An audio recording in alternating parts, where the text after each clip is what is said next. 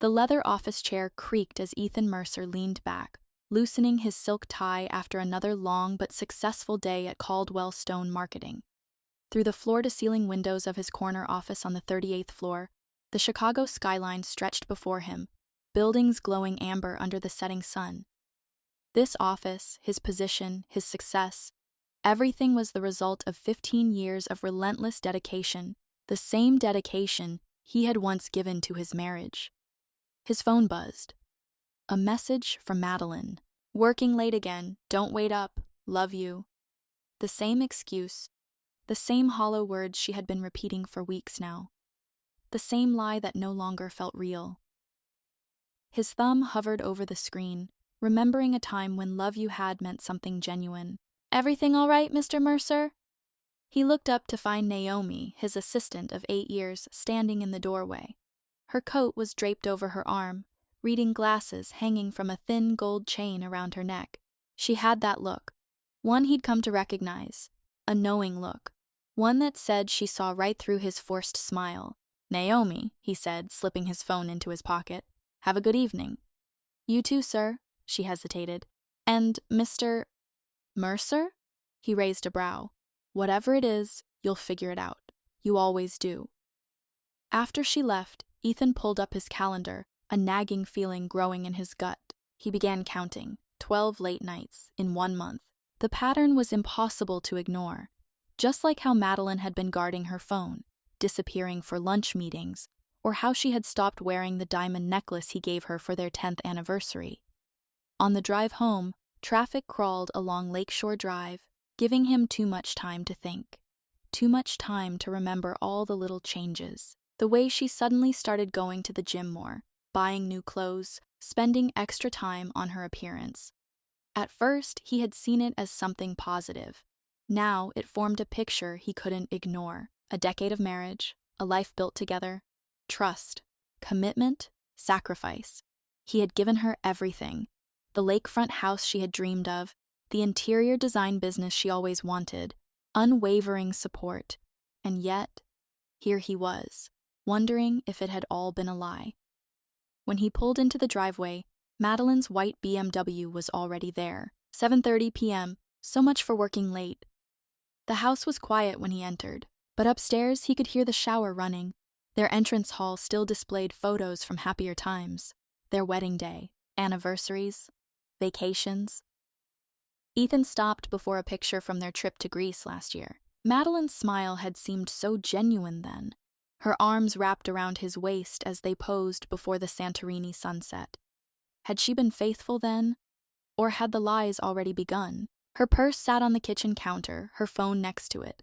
She had been careful with that phone lately, never leaving it unattended. But tonight, for some reason, she had, as if fate had decided to finally reveal its hand. The screen lit up with a notification. His hand trembled slightly as he reached for it. In 10 years of marriage, Ethan had never checked her messages. Trust had always been their foundation. But tonight, the doubt that had been eating at him for weeks finally overcame his principles. A preview of the text was enough to shatter his world. "Can't wait to see you again, baby. Last night was amazing. Same time next week?" The sender's name made his blood run cold. Logan Hayes. Ethan knew him. Everyone in their social circle knew Logan Hayes, the arrogant real estate mogul, the man who thought his wealth made him untouchable, the same Logan Hayes who was married to Charlotte, the same Logan Hayes who had been to their home, attended their dinner parties, looked Ethan in the eye, shaken his hand, while sleeping with his wife. A memory surfaced, sharp as broken glass. Last month's charity gala at the Fairmont Hotel. Logan had been there with Charlotte. Madeline had worn that new red dress she had bought just for the occasion. Ethan had noticed them talking, but he hadn't thought anything of it. Now, he remembered the subtle touches, the lingering glances, the way Madeline had laughed just a little too much at whatever Logan had said. The shower stopped running upstairs.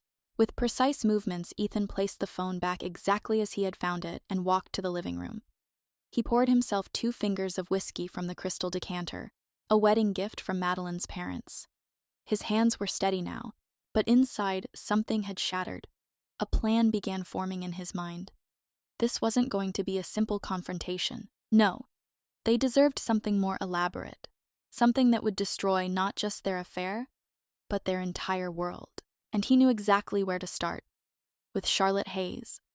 Over the next week, Ethan became a hunter. Every move, every word, every step he took was calculated.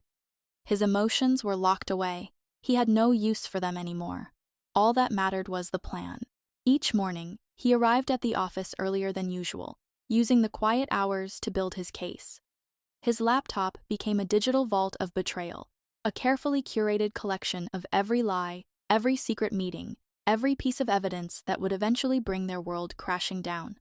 "Cancel my lunch meetings this week, Naomi," he instructed his assistant. "I have some personal matters to handle." Those personal matters involved surveillance. The first day, he followed Madeline's BMW to the Lexington Hotel, a sleek, discreet establishment known for catering to high-profile clients. 20 minutes later, Logan's black Range Rover pulled into the same garage. Ethan sat in his car, snapping photos through a telephoto lens he had purchased specifically for this purpose. 2 hours later, they emerged, separately. But Madeline's flushed face and slightly disheveled hair told the entire story. The next day, he hired a private investigator. Not for proof. Ethan had already gathered enough evidence. No, this was about strategy, about understanding who Logan Hayes really was. The file arrived within hours, painting a picture of a man who thrived on manipulation. Logan had built his empire during the 2008 financial crisis, preying on struggling homeowners and buying foreclosed properties at pennies on the dollar. Now, he was one of Chicago's top real estate moguls, owning half a dozen high-rises downtown. But behind the polished image, the whispers of bribery, backdoor deals, and crushed competitors were impossible to ignore. Ethan's investigator dug deeper. "Mr. Mercer, there's something else you should know," the PI's voice crackled over the phone. "Logan has a pattern. This isn't his first affair." Ethan's grip on the phone tightened. "Tell me everything." 3 years ago, Logan had an affair with his project manager's wife. When the truth came out, the manager was quietly transferred to an office in Seattle. Last year, there was another incident. A client's wife. When the husband threatened to expose him, Logan leveraged city inspectors to flood the man's business with code violations, forcing him to relocate out of state. Logan was a predator, a careful one. He picked married women, preferably from his social circle, made them feel desired, special. And when it fell apart, he had enough leverage on everyone to ensure their silence. But this time, he'd chosen the wrong man's wife. Ethan spent the next few days shadowing them. The Michelin-starred restaurant where they shared long, intimate lunches. The boutique hotel in the Gold Coast where they disappeared for hours. The country club bar where Logan's hand lingered on Madeline's thigh just a second too long. He documented everything, every timestamp, every credit card charge, every surveillance footage still. And then, on the 4th day, he spotted her. Charlotte Hayes. She sat at an outdoor cafe, her posture poised, her diamond earrings catching the sunlight. She had no idea. Ethan knew what he had to do. He walked up to her table. "Mrs. Hayes?" She looked up, momentarily confused. "Mr. Mercer? What a surprise. May I join you?" Her well-trained smile flickered for just a second before she gestured to the seat across from her. "Of course. What can I do for you?" Ethan placed a manila envelope on the table between them. "Your husband is sleeping with my wife." Charlotte's fingers, delicate and manicured, froze halfway to her coffee cup. She blinked. Once. Twice. Then slowly set her hands down on the table. "Excuse me? I have proof." Ethan opened the envelope, methodically laying out photographs, text messages, hotel receipts. For the next 3 minutes, she didn't say a word. She simply studied the evidence, her eyes scanning each page with the precision of a jeweler appraising diamonds. The first photo showed Logan and Madeline entering the Lexington Hotel. The second caught them at their favorite restaurant, heads close together, Madeline's fingers tracing circles on Logan's wrist. The third, Logan kissing Madeline in the parking garage. Charlotte let out a soft, humorless laugh. That son of a bitch. For the first time, her polished facade cracked. Then, straightening her shoulders, she exhaled. "How long have you known?" "A week. I've been gathering evidence." She met his gaze, unflinching, calculating. You didn't come here just to show me proof. Ethan smiled, cold, sharp. No, I didn't. Charlotte leaned back, crossing one leg over the other. You have a plan. The Thompson Charity Gala is next week. Every powerful and wealthy person in Chicago will be there, including our spouses. Charlotte's lips parted slightly, and instead of confronting them in private, we make them watch their world burn. Ethan slid the gala invitation across the table. We attend together. Let them see us. Let them wonder. Let them squirm. And then, when the moment is right, he tapped the invitation, his voice razor sharp. We expose everything. Charlotte tilted her head, considering. Her gaze flicked between him and the damning photographs. Finally, she smirked. You want to destroy them publicly. I want them to feel what we feel. She exhaled, tapping one manicured nail against her water glass. You need me. I need someone who understands their world. Someone who knows exactly where to hit them where it hurts the most. Charlotte's smile was like a blade sliding from its sheath. Their reputation. Silence. Then she raised her glass of water. Mr. Mercer, I believe this is the beginning of a beautiful partnership. As their glasses clinked, Ethan knew.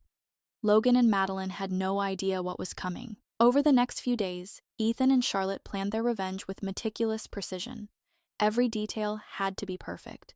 Their arrival, their demeanor, the slow escalation that would drive Madeline and Logan into a spiral of paranoia before delivering the final blow. They met twice more in discreet locations. Coffee shops in neighborhoods neither Logan nor Madeline would think to look. Logan's getting nervous, Charlotte noted during their last meeting, stirring her espresso with calculated grace. He's started taking calls in private, asking about my schedule. He suspects something.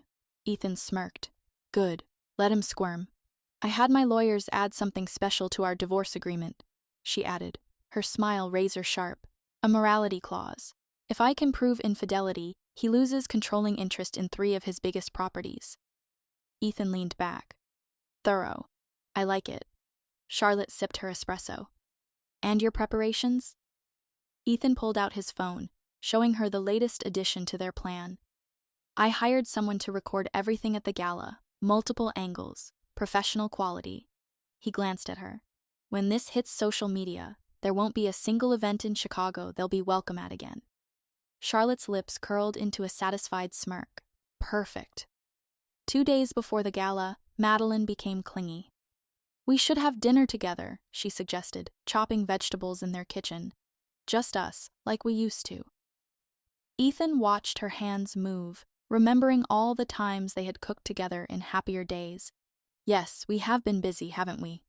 His tone was calm, detached. All those late meetings, client dinners. For just a fraction of a second, she hesitated. The knife wavered over the cutting board.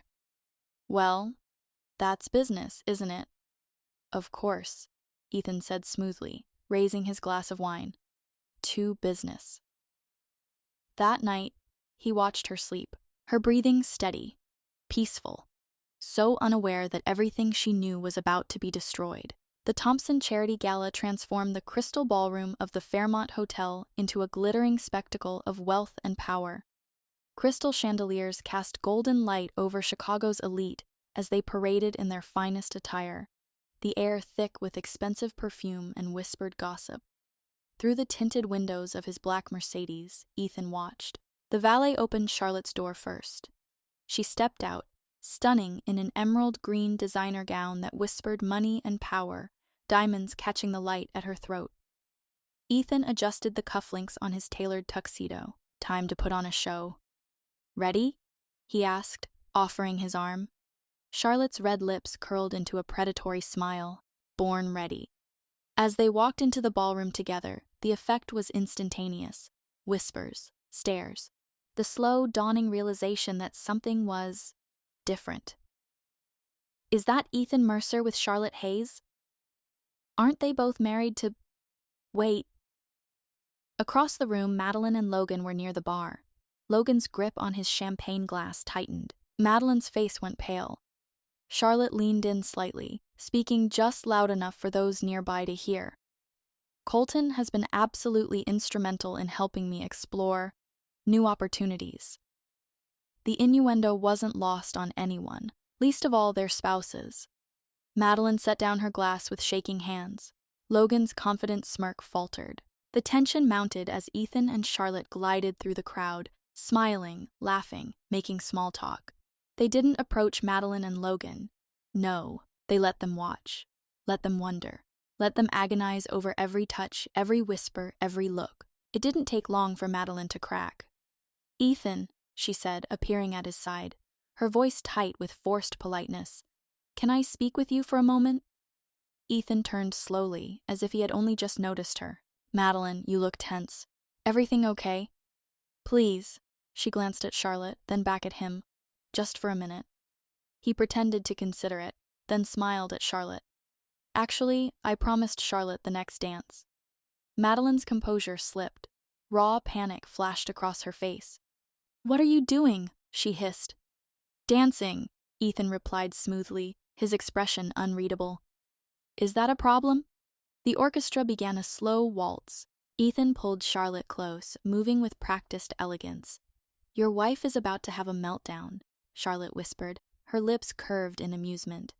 "She's changed colors 3 times in the last minute." "Logan's not doing much better," Ethan smirked. "Look at how he's grinding his teeth." They continued their performance, letting the tension stretch like a wire, ready to snap. Finally, Logan snapped. He stormed over, jaw tight, voice barely controlled. "What the hell do you think you're doing, Mercer?" Charlotte sipped her champagne, unbothered. "Logan, darling, how lovely of you to join us." Logan barely spared her a glance, eyes locked on Ethan. "You think this is funny?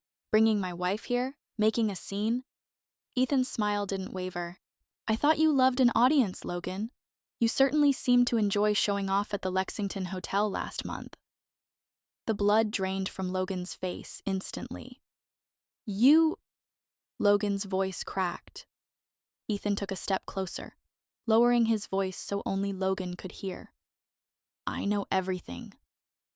Across the room, a massive projector screen flickered to life.